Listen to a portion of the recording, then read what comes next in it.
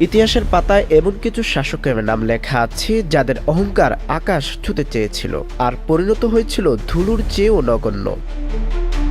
ক্ষমতার অহংকারে অন্ধ হয়ে যখন কোনো মানুষ নিজেকে স্রষ্টার আসনে বসাতে চায়, তখন মহান আল্লাহ তাআলার বিচার কতটা অভিনব ও শিক্ষণীয় হতে পারে তার এক জ্বলন্ত দৃষ্টান্ত বাদশা নমরুদ।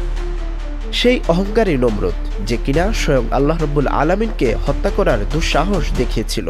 কিভাবে সে শকুনের ডানায় ভর করে আকাশে উড়েছিল, কিভাবেই বা ফিরে এসেছিল জমিনে, আর কেনই বা মহাবিশ্বের অধিপতি আল্লাহ রাব্বুল আলামিন তাকে তৎক্ষণাৎ ধ্বংস না করে দিয়েছিলেন একের পর এক সুযোগ।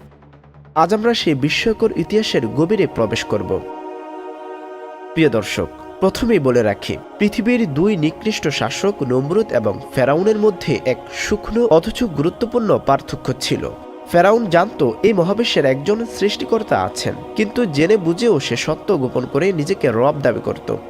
অন্যদিকে নমরুদ ছিল চরম অজ্ঞ ও মাথামোটা। সে এতটাই অহংকারী ছিল যে সে বিশ্বাসই করত না তার উপরে আর কোনো শক্তি থাকতে পারে।